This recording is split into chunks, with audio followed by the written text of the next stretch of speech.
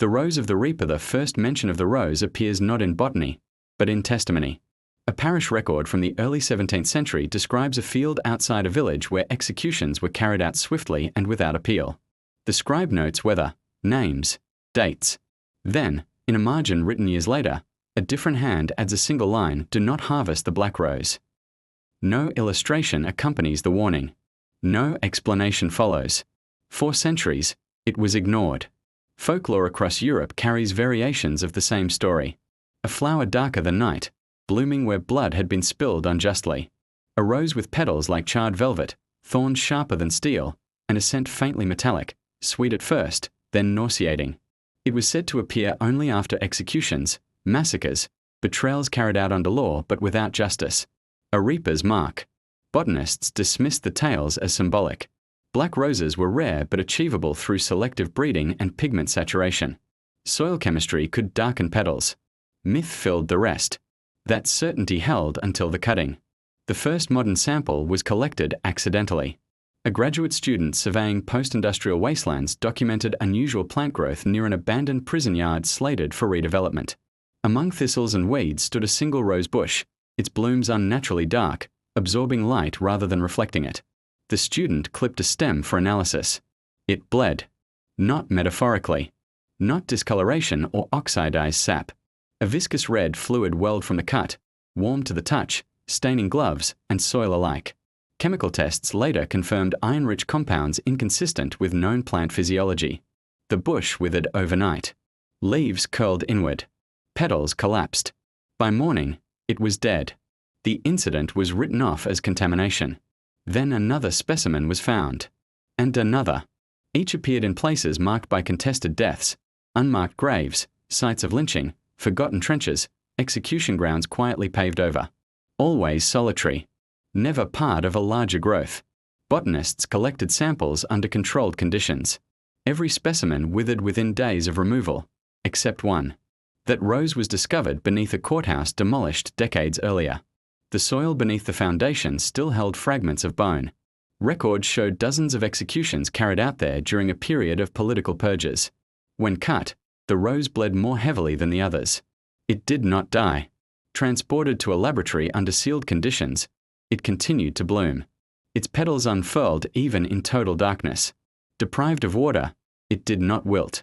Placed in sterile substrate, it did not weaken. It was not feeding on soil. Light was irrelevant. Time seemed optional. Researchers isolated it. The rose was placed in a reinforced containment chamber with constant monitoring. Sensors recorded no photosynthetic activity. Root structures were shallow, almost vestigial, yet the plant remained robust. When a thorn pierced a glove during handling, the wound bled excessively and healed poorly. The researcher later reported vivid dreams of standing trial for crimes he could not remember committing. Psychological side effects became difficult to ignore. Personnel assigned to the chamber experienced migraines, mood disturbances, and a pervasive sense of unease. Some described hearing faint sounds when near the rose, like distant breathing or the whisper of fabric moving. No audio source was detected. Attempts to propagate the plant failed. Cuttings rotted. Seeds, if they existed, were never found. The rose did not reproduce. It persisted. Chemical analysis of the sap revealed organic compounds not catalogued in plant biology. Some resembled human hemoglobin. Others matched stress hormones associated with fear and trauma. One researcher proposed a theory that was never officially recorded. The rose, he suggested, was not drawing nutrients from the ground. It was drawing context. Every known appearance correlated with a place where death had occurred under authority rather than necessity. Executions without fair trial. Mass killings justified by law. Violence sanctified by procedure. The rose did not grow where people died. It grew where judgment failed. When the containment chamber was relocated to an underground facility, the rose bloomed more vigorously. Petals thickened. Thorns elongated. A new scent emerged, earthy, coppery, unmistakably human. Security logs record an incident during a power outage. Emergency lights activated. Cameras rebooted. For several minutes, the rose chamber was unmonitored. When surveillance resumed, the rose had changed position. Not uprooted. Not toppled. Turned. Its bloom faced the observation window directly. After that, Access was restricted. No one knows how long the rose can persist. Carbon dating of its tissues produces inconsistent results. Some samples register decades old, others centuries. The rose does not age uniformly. Ethicists debated destruction. Fire was considered. Acid. Complete incineration.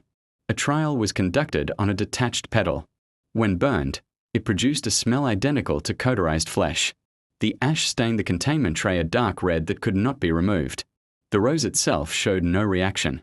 One botanist asked a question that ended the discussion: if this thing is sustained by injustice, what happens if we destroy it? No one answered. The rose was locked away.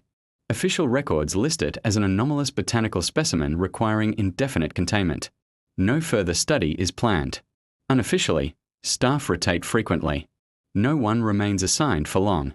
Visitors to the facility sometimes report an overwhelming urge to confess, not to specific crimes, but to vague, unresolved guilt. Others feel watched, not observed, but evaluated. The rose blooms continuously. It does not shed petals. It does not sleep. There are rumors of new sightings. A black rose sprouting near a mass grave uncovered by drought. Another blooming beside a newly revealed execution site from a forgotten war. Each time, authorities remove it quickly. Each time, it dies.